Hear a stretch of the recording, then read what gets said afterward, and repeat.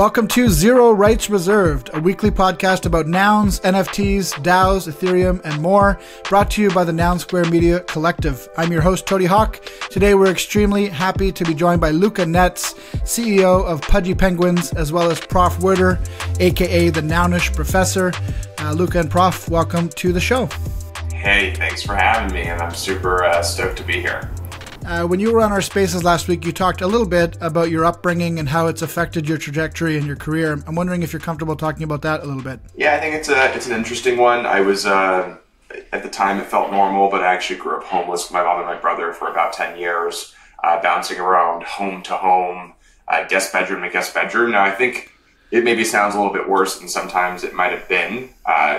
Some of these friends were really well off, and so there was moments where we would be, in the hood in Los Angeles, and then there would be other moments where we would be in a multi-million-dollar home in the Hamptons. Growing up, I think that gave me the duality. I saw which life was not necessarily better, but my mom was freaking out all the time every time that we would either get kicked out or have to move on to the next. And I could just see her consciousness be at peace when we were in a situation where we weren't struggling with money, versus when we were, in a less fortunate situation. And so we did that for about 10 years. We settled down in Los Angeles. She finally was able to get a job. And so her thing is she's a European native. And so we lived in America, and she actually didn't have her paperwork, so she wasn't able to find any work. And so she was exchanging cleaning homes and kind of taking care of kids in exchange for a place in that home. So about 10 different schools, 14 different places. What that taught me, I think, was the duality of life. I knew which one. I tasted both spectrums of the world, being really poor and also being pretty well off. And I knew which one I wanted. I knew which one, made my mom happy, or at least alleviated a lot of stress and pressure. I think it also gave me a lot of insight into the different walks of life. I mean, I lived everywhere from, Paris to London to the south of France to South Africa to, the hoods in, New York to the Hamptons to, Los Angeles, South Central to Miracle Mile. Like, it's just like a complete duality that I think not a lot of people have a lot of familiarity with. And my superpower actually is marketing. If you were to ask me, what am I good at? I would tell you marketing is really my specialty personally.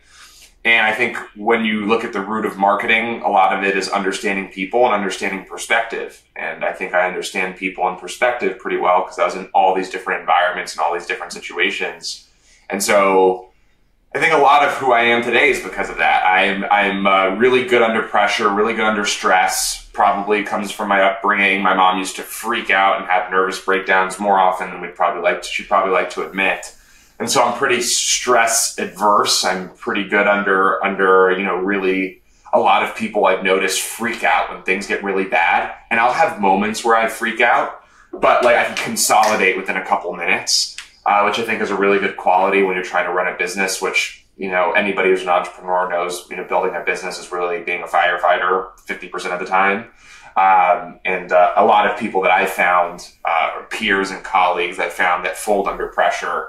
A lot of being an entrepreneur is just being able to survive and persevere and make it through the tough times. That's why I kind of tell people just to believe in yourself. So it's funny you mentioned that. I had a business mentor who one time told me that people would often ask how he was still able to be in business after 50 plus years.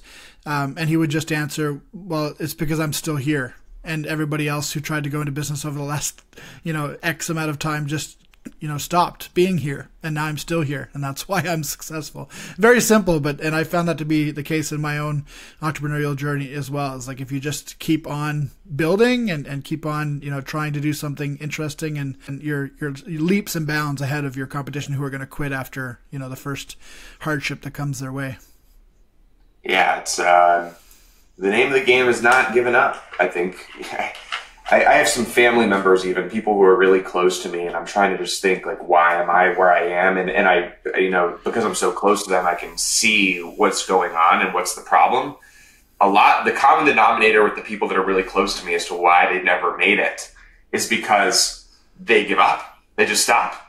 This is what it is. Like it's not that they are not capable. It's not that they don't have the resources or the bandwidth or the brain power to achieve it or the ideas to do.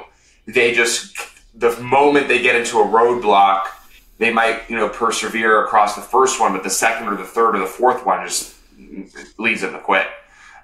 It sounds super corny, and we've probably heard it a million times. That's why I tell people, like, don't give up. Like, that's just really the common denominator is, like, do you have the strength to push through, or the determination or the willpower just to go through it? Because that's really it. I had a thing, I remember my first business that I started, the one that kind of changed my life, was a jewelry business, selling jewelry online.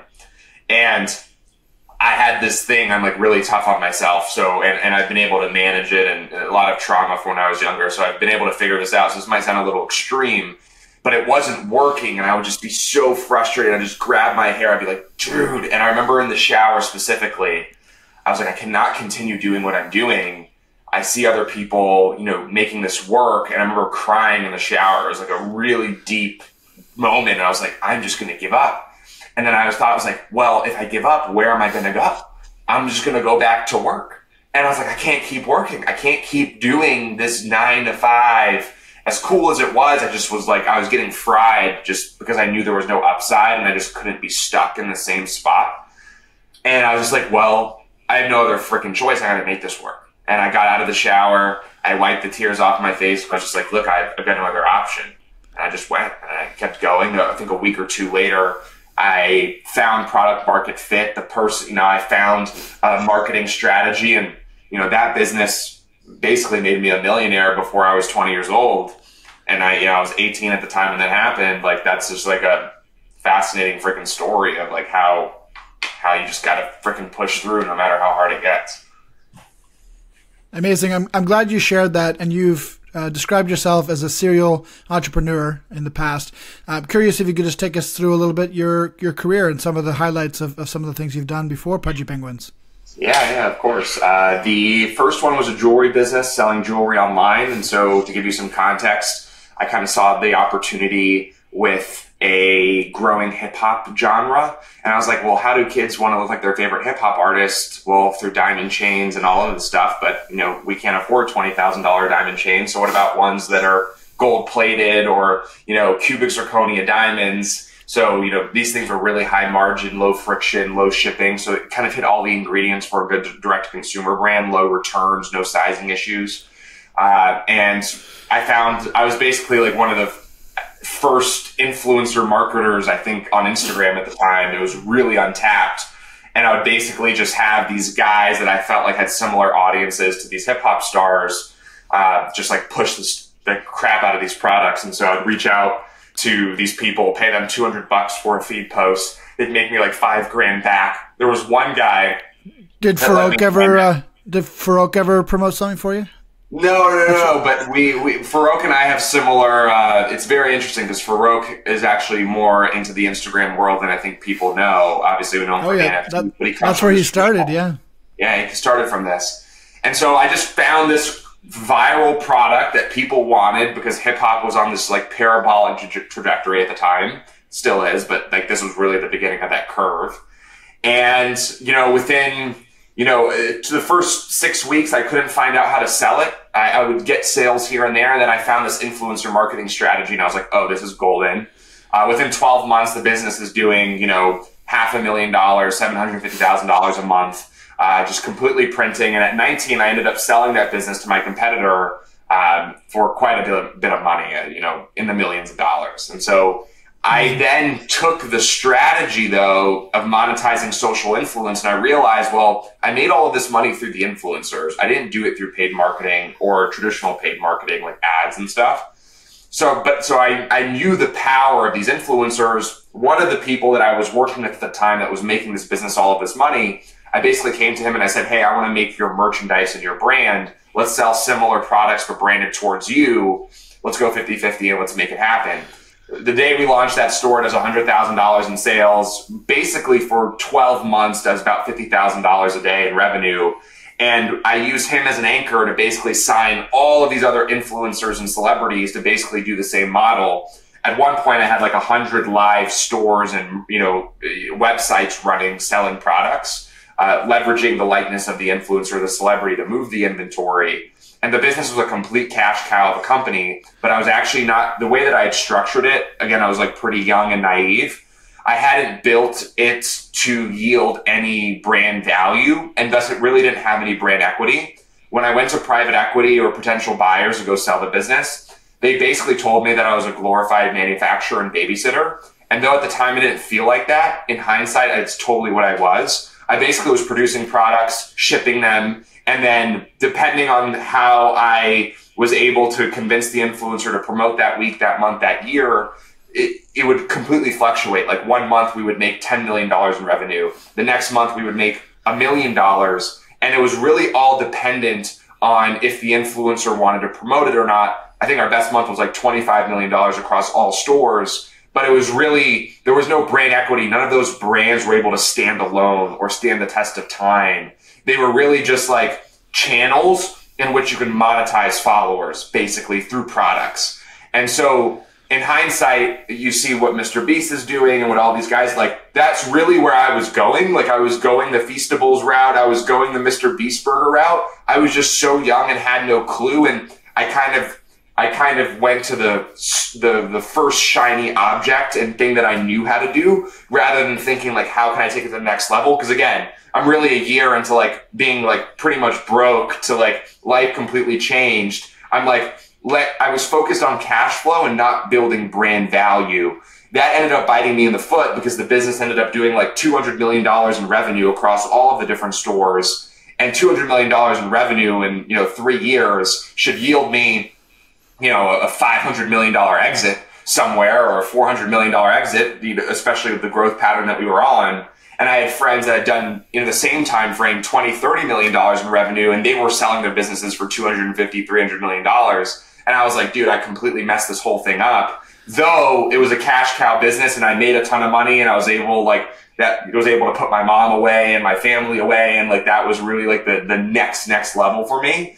It was a mistake in hindsight. And then I completely shifted my narrative to like, hey, I don't care about cash flow. I don't care about making money every single month, which is kind of like this poor mindset that when you're so poor for so long, you're like, I just want money in my personal bank account month over month. Like, how much can I make and hoard to myself? Once I kind of matured outside of that, my only focus was building brand equity and brand value. And this kind of comes into my next chapter, which I then become the CMO of Von Dutch. So 2020, Von Dutch makes a crazy comeback. We won't go into the details, but when I came into that business, it was doing $20,000 a month. When I left, it was doing millions of dollars a month. And that really showed me what I had learned the years prior, that like I was actually, because prior to that, I thought I needed other people to make this. And then Von Dutch was like very like one-man army type of situation. When I did that, I was like, oh shit, I have way more power than I thought. Because if Von Dutch was my company, Von Dutch went from being worth $5 million before me to hundreds of millions of dollars after me. Where they are today, I don't know, but that showed me how powerful I was, which led me into Gel Blaster. And then I copied the Von Dutch playbook in Gel Blaster, and I was like, oh shit, this really works. And then that gave me the confidence to buy Pudgy Penguins, because it kind of had the same ingredients of both Gel Blaster and Von Dutch, with like this crazy emerging market, which I believed was like the future of collectibles, being a collector and a hoarder of cool things. It seemed like a once in a lifetime opportunity. My gut told me, you have to do this. This is a risk. You're young enough to take this risk. Like, you haven't really taken any really monster risks before. Everything has kind of been programmed and manufactured to succeed. And then obviously you hear all of these people saying, to make it in life, you got to take risks. So I was like, dude, I think this is the one. I believed in it since day one as a collector. Like, it won't go into that minutia. And then we buy Pudgy Penguins and now we're here. Actually, that's exactly the kind of minutia I want to get into just for a minute is what is your NFT journey? Like, how did you come into the crypto sphere? Because most of what we're hearing about in terms of your career is, like you said, marketing and toys and retail to some extent, social media. How did you come into the NFT sphere and which later allowed you to sort of marry that into Pudgy Penguins? Yeah, so my first business was right during the 2016, 2017 crypto super, first bull run from like retail perspective. I became like a Litecoin litinaire. I basically put like 100 grand in a Litecoin. By the time the bull run was over, I had a couple $1 million, and then I held it all the way to the bottom, so it went kaput. So that taught me a lot of things. And then I started getting into mining. I started investing into, basically I was mining, we set up our own rigs at my office at the time was, we didn't pay for electricity. So I had this whole warehouse.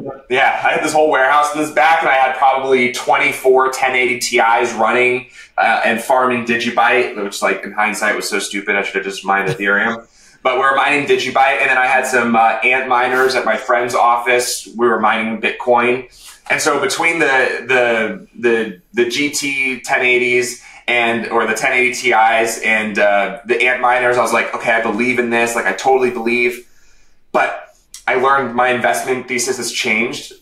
In the beginning, my investment thesis for a very long time, up until like 2 years ago, I believed in things, but I didn't really size. Like, I was always like, yeah, I believe, like, throw a little bit here. In reality, I should have went all in. Like, I wasn't really the all in type of guy until about 2 years ago. Now I really like put my money where my mouth is in terms of conviction.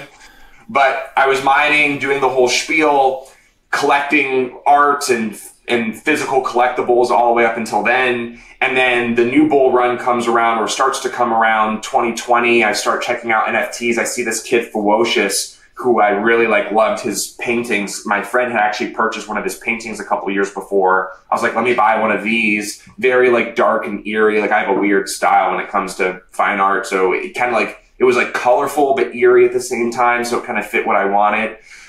Then I started going down the rabbit hole and Nifty Gateway, just collecting all of the new artists that they would promote at the week, if you remember that. I don't know if they still do that anymore.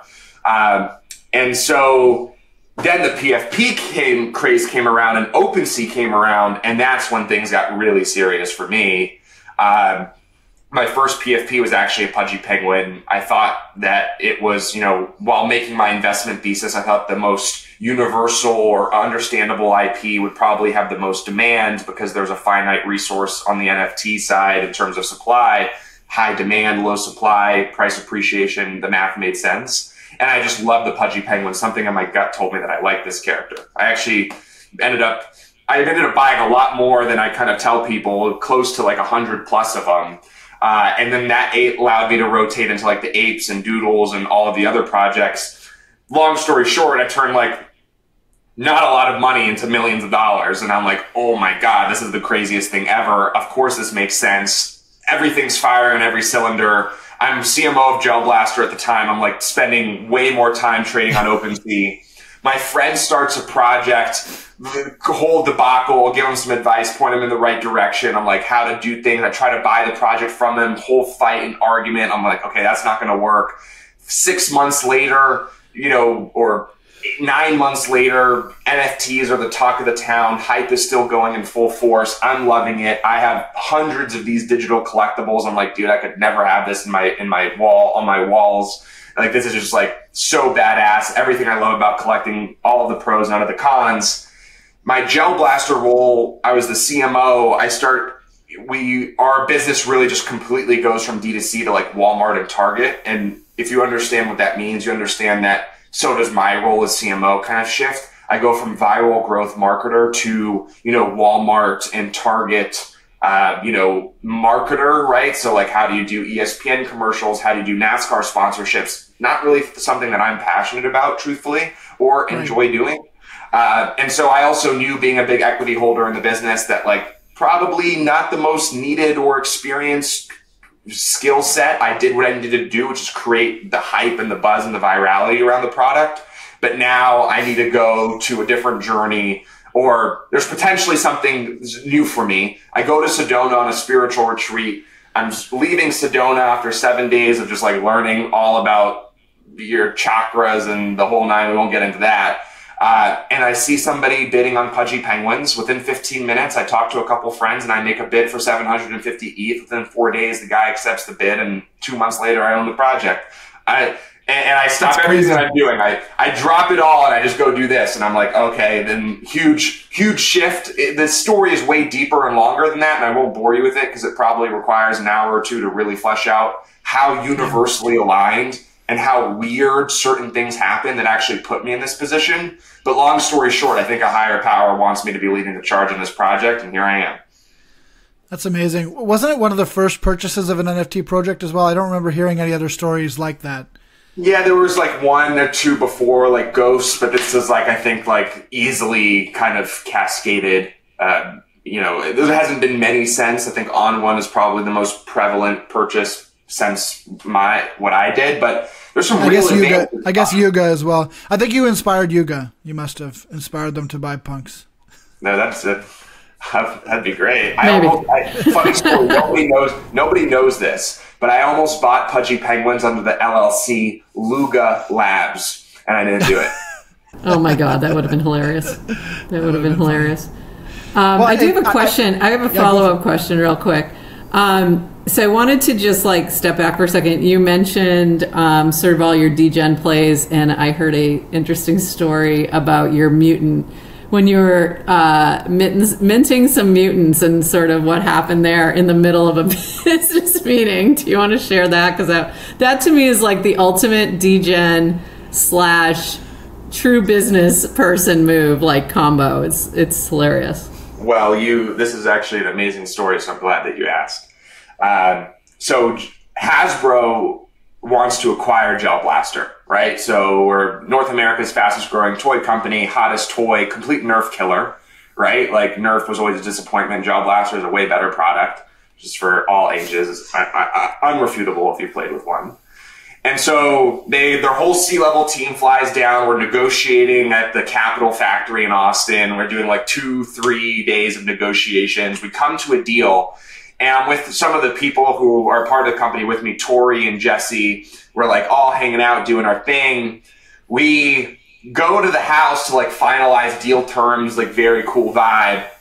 And Tori's on the couch. Again, this is like all C-level Hasbro team here, like lawyers fleshing it out, like pretty badass and like honestly a moment I won't forget.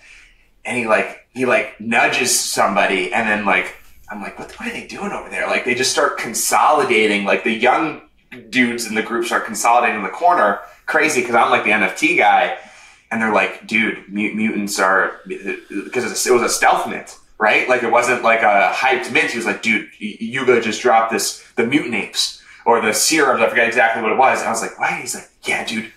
I think I spent like I had like 40 mutants at a time, so whatever that cost with gas, like 200 ETH. I go on my phone, and I'm like. All the while, these guys are here, but the story gets even crazier. So we buy all of them, whatever, and then the next day we go or maybe that night, might have been that night, we go and we all have sushi. And the whole Colin, the CEO of Gel Blaster, I think was pissed. And so I got it, but we were so excited, and it was like the joy was genuine. The whole dinner was about these Bored Ape Mutant NFTs. Like, there was nothing else that mattered, because the Hasbro guys couldn't believe that this group of kids just dropped $1 million minting these mutants. One between all of us was about $1 million. We were splitting them amongst ourselves, ripping them, mutating them. These guys were fascinated. They couldn't believe it. I was like, this is the future. I was like, nothing is getting crazier than this. And they were just trying to talk about like Gel Blaster NFTs. I was like, no. Mutants, this is it. This is the one. This is where it's going. This is unequivocally it. And these guys' eyes are lighting up. They can't believe what's happening. I'm trying to get them to buy something. They're like, we don't have all this money. I'm like, come on. Long story short, we basically turned the later half of this Hasbro acquisition, which ended up not going through and not happening. Very long story there. But it wasn't because of the mutants? Yeah, all about mutants and the whole nine. And all I can say is, if Hasbro knows about Yuga Labs, at least then it was because of us. That's amazing. By the way, not financial advice to purchase 200 ETH worth of mutants on a hot definitely wallet. Not. Definitely not while you're at dinner having sushi. But I love that story because I think it really speaks to what I see as two sides of you, which is this incredible entrepreneur who, can grow these amazing businesses, but also the NFT Degen. And I think for a project like Pudgy Penguins, it's a perfect combo for someone to have. So I'd love for you to like dig in a little bit more to why was it important to you to buy Pudgy Penguins, and what was your initial thought of like what was the direction you wanted to take it, and how are you accomplishing that now? Yeah, I think my initial vision for it had shifted. The best thing that I did in this acquisition was the first week I spent like maybe 30 hours with the community going back and forth on what their vision was. I actually was going to taper this down to like a Coco Melon.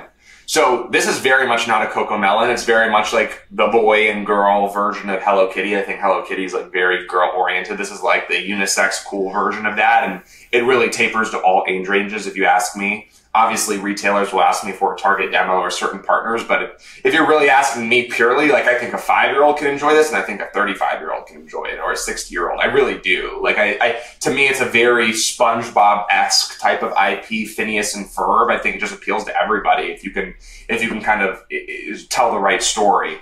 I was tapering initially because I just saw Coco Melon was the talk of the town when I acquired Pudgy Penguins. I was like, these things are kind of creepy looking. Like, what if I just did Coco Melon, but like with Pudgy Penguins? This is like way better. The community stopped me in my tracks and was like, yo, dude, we are not the toddlers brand. And I was like, yes, thank you. Now we're like very much, we curate product. Like our products are really can vary to all age ranges, but we're definitely not the Coco Melon brand with like, we had like nursery rhymes and things kind of figured out. So the community actually kind of helped shape this vision, right? Like this was not me coming in like a dictator saying, hey, this is my vision and what we're going to do here. I knew to win, like this seemed very obvious to me, maybe because I was a Web3 native and I traded a bunch and I really understood this business. But this very much to me, coming into this, was going to be a collaborative process. This was not a dictatorship. This was very much a democracy. And my job is to kind of extrapolate the best ideas. Like that was my mindset since day one. I don't even know how people could think this is any other way. Like if you, it's interesting. It's a little bit interesting on that front with NFTs because your consumer is also your partner in a way, even though, owning an NFT doesn't give you any sort of revenue share. It's not a share in the ownership of the company. At the same time, everybody who's in the community kind of feels like they own a piece of something, right? And if they're not happy, they'll sell and leave. So it's really an interesting dynamic to have to run a business where, everybody's at all times thinking when moon or, what's coming next for the community. And I've admired how you've navigated that with Pudgy. Yeah, it's just strange to me. I think there's a lot of companies that are in Web3 and claim they're Web3 companies, but I actually think they're Web2 companies selling products on the blockchain. Like to me, just because you have products that are on the blockchain does not mean you're a Web3 business. I think what defines a Web3 business is how you interact with your community. And I think Web3 is an acronym in some shape, way, or form for collaboration and community collaboration, right? Like this is not, like it's just like, I don't know, this was just obvious to me since day one. I think to some it still isn't obvious, which is strange. But just because you have NFTs and you're utilizing the blockchain does not mean you're a Web3 business. I think Web3 is defined by the culture in which you run the business, not in which, just because you have things on the blockchain does not mean you're all of a sudden Web3. I think that's like a huge misconception, at least to my taking. So a lot of what we've built has been, hey, how do you leverage the hive mind that is the community? I try every 2 weeks to get on a call with the community for an hour and a half, 2 hours, and just feedback kind of things that we're doing. Obviously, there's a balance. You want to keep things fun and mysterious, and you don't want to give away too many of the ideas, but you also want to make sure you're not doing the wrong thing. So that's actually like a mastery that I'm ever learning. I'm nowhere close to mastering that. So for figuring out that balance, but I'm very much the muscle that is the hive mind, that is my mind, the team's mind, and the community's mind. Like how do we extrapolate the best ideas and just make them work? Is kind of like our focus. But the brand definitely took a huge shift from maybe my first idea to what it is now. But now the North Star is super clear. Like I know exactly how I can make this one of the most beautiful businesses that the space has ever seen. I know exactly what that North Star looks like. I know exactly where I'm going and how I'm going to get there. All I need is just time and execution, a little hint of luck here and there, and we'll get there. ZeroPod is produced by the Noun Square, a decentralized media collective funded by Nouns DAO. In addition to generous funding from the DAO, we also rely on sponsorships from other values-aligned protocols and communities from around Web3. One such sponsor is OnChainMonkey. OnChainMonkey is a network of like-minded innovators, entrepreneurs, athletes, artists, philanthropists, and investors with a shared goal of generating wealth to empower the community to have a positive impact on the world. OnChainMonkey's Genesis collection was the first on-chain 10K PFP to be launched in a single Ethereum transaction, and now the team are once again leading the charge for NFTs on Bitcoin with their recent groundbreaking Dimensions collection. To find out more, head over to OnChainMonkey.com. Let's talk about toys, if we can. You've had a couple really successful toy releases through Pudgy Penguins. This will lead into our discussion about Noun's Proposal 325. But tell us a little bit about the toys that you've made through Pudgy Penguins and how that process went and what the success was like. Yeah, I think, this was just, toys was solving a couple problems. One, the ability to, how Nouns would say it, proliferate and just spread the vision, right? Like, these things are too high price point. Even the cheapest NFT in our ecosystem is like $700. Like, I couldn't even have dreamed to buy something for my birthday for $700 when I was a child, right? Like, our toys, our cheapest toys, like $5, and there's going to be a certain retailer that launches it, and it's going to be even cheaper. Like, there's very few barriers to entry there. And I think, what does it mean to build a global IP and a global brand? It means to have a product or a character that millions of people love and enjoy, right? Like, that's just like baseline, like what it, to me, is what it means. And so toys, I think, are a really easy first step in that direction. I think there's a certain cool factor and emotional attachment that's created between the holder and the holder of the NFT and the toys. Like, to me, like, when I was thinking about utility, and this is just my perspective, when I think about utility is me walking down a retail store, looking to my right, seeing a product, and knowing that I own an NFT that is like the first edition of that product. And, me owning this NFT, me supporting this NFT project is creating products on shelf that is now making people smile all over the world. Like, if that's not utility, then nothing is, right? So it's one, a way to get new people in and get new people familiar with your character and to enjoy and love your brand. Two, it's a really great mechanism, I think, for the holder of the NFT to feel proud about something, to really champion against something. And three, from a business perspective, it's a revenue model that's growable, scalable, and forecastable, which right now NFT royalties are not, and NFT mints are not. I'm not in the business of minting more NFTs at the wazoo for obvious reasons. Calling NFT royalties non-forecastable is pretty bullish take. Yeah, I mean, it's just not, right? And so step number one is being an entrepreneur is I have to be able to control my own destiny, right? Like, I have to know where I'm going, how I'm going. I've got to have financial projections for this year, next year, and how am I going to beat revenue? At the end of the day, I'm a businessman. Like, these things matter to me. Unfortunately, I'm not in a place where it's just like a hobby and a passion project. Like, I very much want to build the biggest business possible. And so from this perspective, sorry, my Roomba, let me just knock this thing down. It's freaking loud ass Roomba. Sorry about that. This thing just has a mind of its own, just running around when I'm on a meeting. But when Pudgy Roombas, that's what we need to know. I saw a GIF with the Pudgy on a Roomba, like just yesterday. That's why I'm laughing, because that's what I'm envisioning right now. Is the Pudgy on the Roomba? we got a lot of gifts. We got about 3,500 of them, so we got a gift for pretty much everything. But long story short, the toys solve for those three problems, right? I can grow and forecast toy sales and projections, hustle harder, do more deals. I love doing deals; it's my thing. So, that's one. Two, emotional attachment, self-explanatory. And three, as long as we can distribute these in the right places, then I'm going to bring new people into my ecosystem. So that's kind of the purpose of toys. I think ultimately, if we do it right and we scale it and we keep the integrity, obviously we have a really high integrity product, which is this like high-end collectible, which is where the Nouns proposal comes in. then I think ultimately you create a base and a fandom that's outside of NFTs and outside of Web3 that eventually comes and trickles in.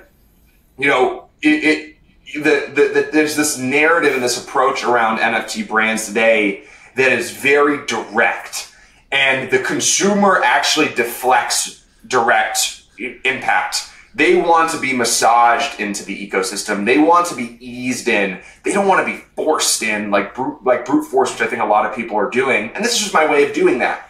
I think as time will tell over the years, as more bull markets and cycles come in and out, I think Pudgy Penguins is going to be the one that when that huge attention is on NFTs and Web3 again, that they're going to be the most familiar character, or one of the most familiar characters, or one of the most familiar brands, which I think ultimately is going to lead people to collect the NFTs and kind of, you know, start that cycle. And so that's kind of how we're looking at toys. Now, without doing a monologue, we have this high-end toy collectible, which is really for the collector. This product is more expensive, less mass market oriented, really positioned towards the connoisseur and the lover of the Pudgy Penguin brand. Maybe not the exploratory product. It's too high price point for necessarily that. But it's something that, to me, is the product I'm most proud about, because like such an emphasis on quality, such an emphasis on experience and user experience and customer experience, like everything about this, like I'm really, really proud about. And this is the product that I think is curated towards collectors and the people who really appreciate physical collectibles and really appreciate, you know, what it is to own a Cause or a Bear Brick. Like it's very much in line with that, a Murakami, like it's very much in line with that audience and that consumer. And it's one that is super limited, has a crazy experience in the belly with an RFID chip, a claimable soul bound if you scan it. Box feels like an Apple box, super thoughtful through and through. And this is ultimately the type and style of product that we want to do for our Nouns x Pudgy Penguins collab, which is Prop 325. Amazing. Before we dig right into 325 and then sort of wrap up and let you go about your day, I'd love to hear from Prof Werder about how you met Luca. How did that connection happen? Yeah, so I went to the Overpriced JPEGs happy hour, which Carly P. Riley has been doing throughout the U.S. and was at the very first one. And Luca was there, and I actually had walked up to this group after Julian Hoquin from Doodles was the speaker, and I was like, you know, we want to get some Nouns glasses on Doodles. And Luca was like, I want to talk to you because I'm wearing my glasses. And I'm like, okay. And I didn't even recognize him at first. He's very, very tall in person. Threw me off. And we got to talking and I'm like, let's chat. And it took a little bit of time. That was back in March. And then he had a couple other experiences where he ran into Klim and got those lovely gold glasses. And so I think everything kind of just started to build. So by the time, he was ready, I'm like, let's go, let's do it. And he came to me with this idea and I'm like, he said, I have a genius idea. And I said, yeah, you do. You know how they say with brands, you need to have like 5 touch points before people recognize your brand. How many times does someone have to put Noggles on your face before you make that connection? I know, before you actually join. Yeah, I know, right? Exactly. It was one of those, like, how many Noggles can we get in front of Luca before he's like, yes. And I saw him again in New York at the soccer tournament, Web3 football. And I was like, Luca, I'm still waiting. Let's get this done. So we finally By the way, Luca, chatted. I was playing for Nouns FC, and you guys did not take it easy on us. No, you did not. I'll be waiting for my apology for that. You really. But we got our ass whooped every game, didn't we? You guys whooped our ass. Except no, for I don't think so. Yeah, you whooped our ass. I think that was the one you won.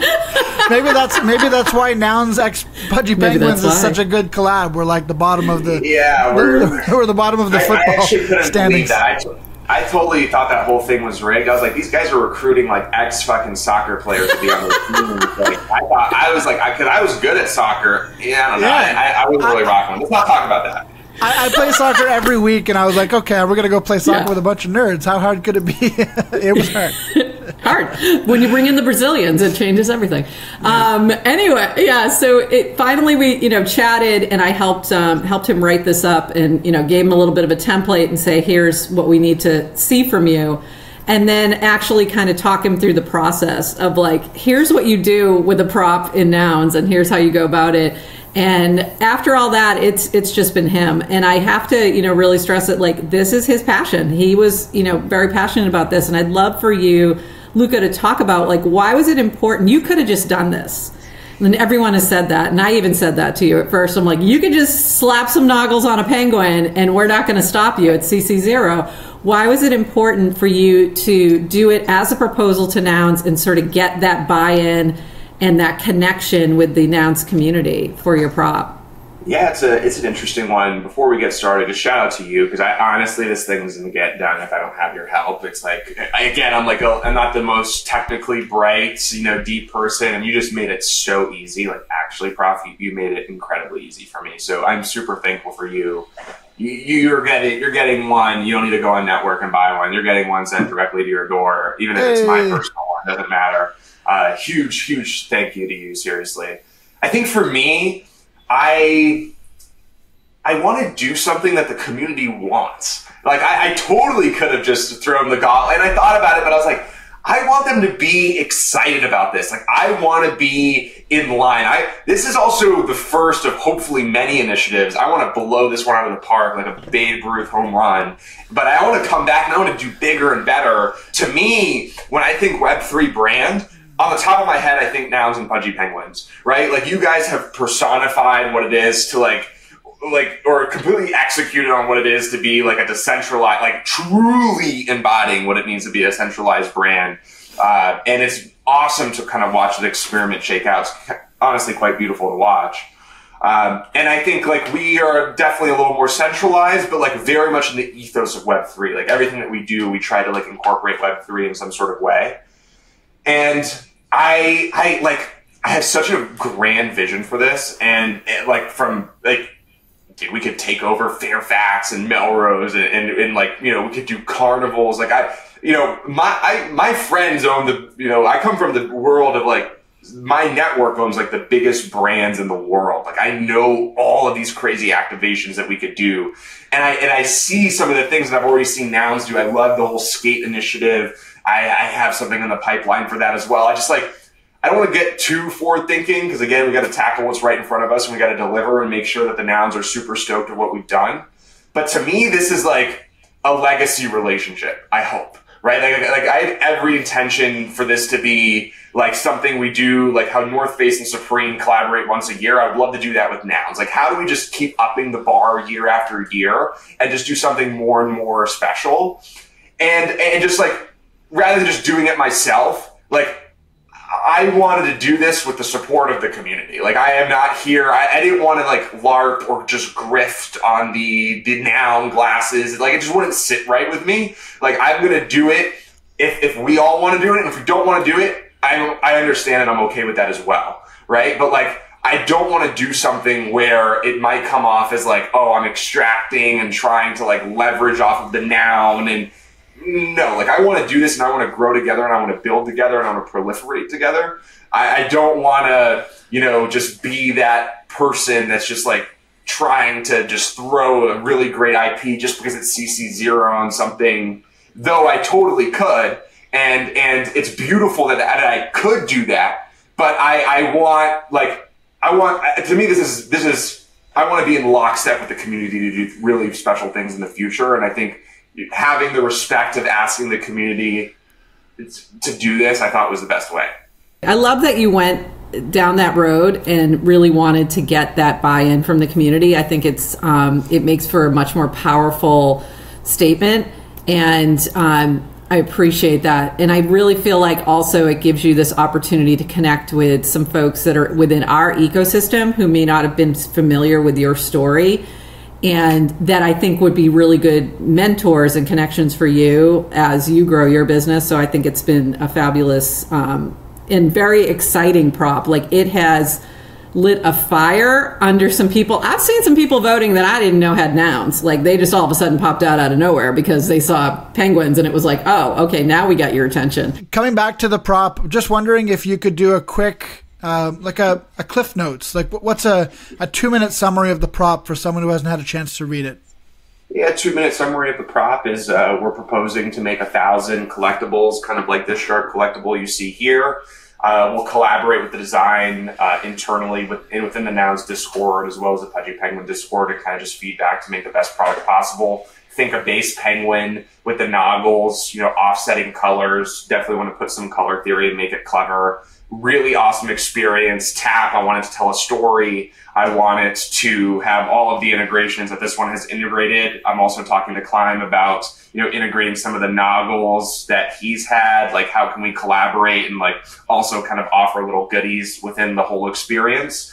One thing that's special that I think is going to make this one really unique is like a golden ticket model, if you're familiar with Willy Wonka. And so there might be room for even like cooler things. Like, is there a way to like throw a Bitcoin in one of these? Like, I'm still like ideating. Like, I just need to make sure like I don't look like a complete fool when people start checking my books. I did raise a round, so they're going to start checking my books. You lost $100,000 on this collab. Like, well, we got to proliferate, baby. But neither here nor there. What I know I will do, and this is the reason why we asked for the 10 ETH in the proposal, is I want to take 10 of the figures and I want to make real gold-plated Noggles on them, and then kind of just throw them in there as a surprise, where 10 out of the lucky 1,000 people who will order one will receive like what will essentially be like the grail of, you know, of this collectible series, which I think like just makes it really fun and adds a little bit of that mint factor. Like, why do people mint NFTs? So the chance they could pull a super rare, right? So it gives you that kind of edge. And to me, I think it's going to be one of the all-time great campaigns for a collectible. Like, I'm really going to go above and beyond here and really try to put this in as many cool places as possible and drive the hype. So this is like an amazing sellout. And so, long story short, that's kind of the proposal, and why I think it's kind of leans into what we're doing best right now. To give you some context, our last couple collectibles sold out within 2 to 3 seconds on Network. I want to do a similar drop there. Network has a lot of prestige, has a lot of really native collectors that are totally not into NFTs and Web3, but are the exact audience that would love this space. And so just really kind of just like invading their platform, making us and our IP and our character so undeniable that they, you know, start looking in this direction. I think it's the perfect place to onboard people into Web3. You have the highest, the quickest drops, correct? Isn't that like a new record on Network? So far, we hold the record for the 2 fastest sellouts at that quantity at that price point on Network so far. So I want to hold, I want to get the 10 fastest sellouts on Network. This one would be, you know, if we can pull this off in under a minute, this will be an all-time great drop like that, and that will really make some noise. I don't know. I can't promise under a minute. I know they'll sell out like that. I'm completely confident in. How quickly we sell them out is going to be a really fun experiment to watch kind of pan out. Well, everybody loves the Noggles, and I'd love to hear you talk about that for a second. What do you think the power is of the Noggles as a symbol? I think it's a great, all-time great symbol. I think it has all of the ingredients to be that. As like you look at a Rolling Stone tongue, or, you know, like I just think I think it's the Rolling Stone tongue to me is like really where I see like this kind of falling that kind of category, like rock and roll, hip, like culture. This is there, right? Like this could be a Supreme box logo, depending, you know, again, the right prop goes in with the right builder. I mean, could actually build something incredible from, I mean, we're already seeing it, right? Like, we're already seeing these guys and gals come in and building awesome shit. But this has the potential to be what, you know, the monogram is to Louis Vuitton, to what the Supreme box logo is to Supreme, to what the Rolling Stone tongue is to Rolling Stone.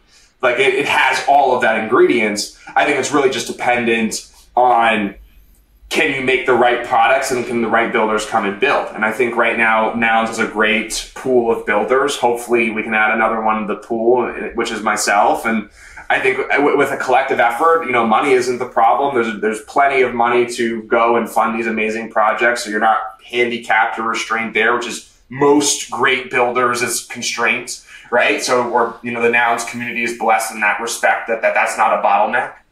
And so really it's just dependent on the builders and, you know, how we can delineate and pass props that make sense quick enough. And my favorite part about this collab is the fact that we're going to be buying a noun and that I'm going to be able to come in and start sharing my views and my opinions. That might, you know, that's what I'm excited for, because I want to start participating. I think this this can go down as an all-time great experiment of all time.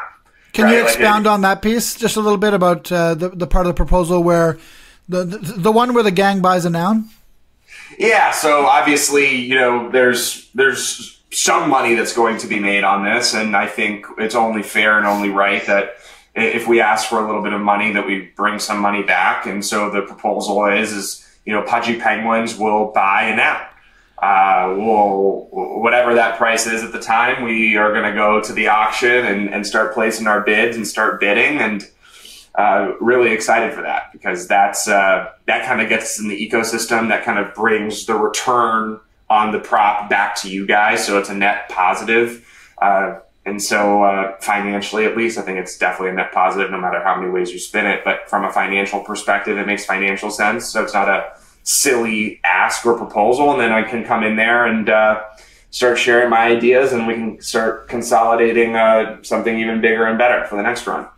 I heard you might need some help from us at the Noun Square on our daily show to potentially mint you an igloo. Is that correct? That rumor? Yeah, we gotta make ourselves. We're gonna need an igloo, and we're gonna use Noun Scout. And actually, there was a suggestion that maybe we can get a penguin conservation charity added to Noun Scout, so that it would, when we request an igloo there, that it could go back to them. So, I love it. By the way, one of the founders of Nouns mentioned in Seneca in his reason when he voted for, he commended you for referencing Noun Scout, because that's a deep cut, as it were, in the DAO, and it showed that you really had done your due diligence and researched how how the sausage is made, and so I think that was really appreciated, that you understood like how nouns are even chosen. Like, Noun Scout's only 2 months old. And for anyone who doesn't know what Noun Scout is, it's an app that was funded and designed by 9999, one of the founders of Nouns, and it allows people to request certain traits within nouns, like to be minted as a noun of the day. And if one is minted, if the bounty is hit, then a charitable donation goes to the charity of your choice. And so we've been sort of collaborating with that on the Noun Square, checking it every day.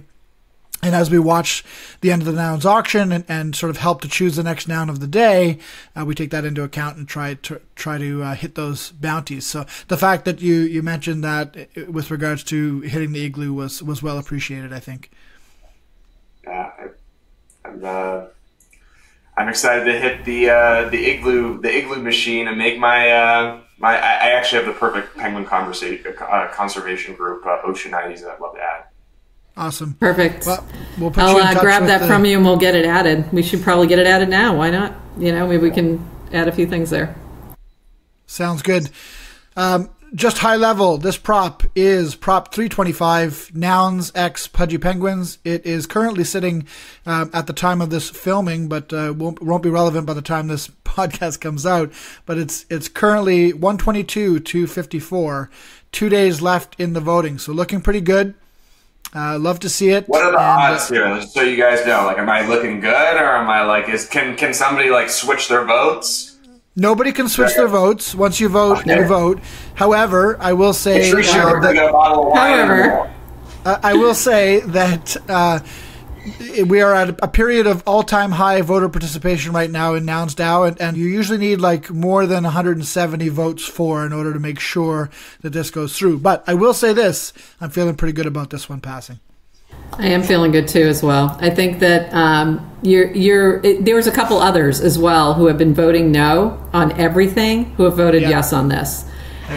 So it's been so I think that bodes very well. Never know what's going to happen. There's no guarantees, but it is. I'm feeling very positive, so I think it's going to work out. They like the Pudgies. What can we say? I mean, how can you not? How can you not? I mean, they're adorable. What are you going to do? In closing, maybe we could just ask you, you've mentioned a couple times as you've spoken to us on Spaces, etc., that this is just sort of the tip of the iceberg, no pun intended, about what you'd like to do with Nouns. Do you have anything you can share with us about kind of your grand vision for Pudgy X Nouns? The next one I want to do, I'm already kind of thinking about it. Like I dreamt about it a couple nights ago. We'd have to be some sort of in real life experience. It would just have to be like something banging and like the most culturally relevant spot. I've got I got the guys who, I got the old Supreme store on Fairfax. Like, is there just something like so crazy that we can do for a month? Like, just like there is a cruise. There is a cruise line that goes through the Arctic Circle. Ooh, that's pretty. So I have a couple ideas. I have Pudgy Camp and Pudgy Cruise that I'm thinking about. Maybe there's like intertwined. I'm just thinking from like culture. Like, Nouns needs these glasses on the block of Fairfax. That is really important. Regardless if for some reason they vote no and like my dreams were killed, I'll probably be upset for a couple of months. But somebody needs to go and throw these Noggles on Fairfax, just because of how important Fairfax is to, I think, something like this. This is my opinion. This is somebody who grew up on the block. We call it the block, so excuse me. But like these need to be on the block. Like, that is unequivocal. So, like, how can you give the biggest line the block's ever seen, which is like a tough task because the block has had some pretty crazy lines. And like, or I had this idea, there's like a festival idea I have. I used to throw underground rap shows. I actually didn't tell you that in my whole story, but like that was like a huge part of my whole spiel. Like, I'm really close with the Rolling Loud guys. Like, do you rent out the Forum? And like, I don't know, but it's gotta be a moment.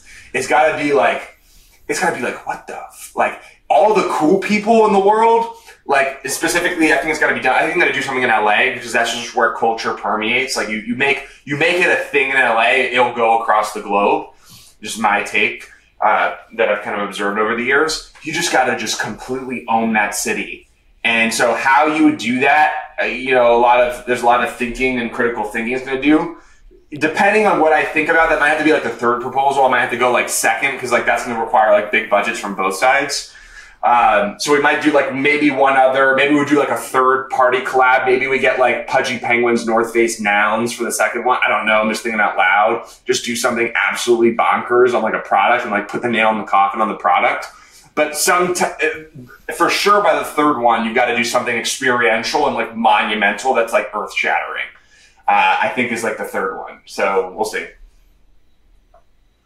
So this is what's most exciting about having Luca come in with this first prop, is knowing how his brain works and knowing that like there's a ton more ideas that can come next. So this to me is what, we have so many amazing builders in this space, in the ecosystem, and entrepreneurs, and like just having your energy, it's going to ignite other people to come up with their own idea. And it's just, I feel like it's just going to be this thing that rolls and helps us really, really blow up. So I'm really excited about it.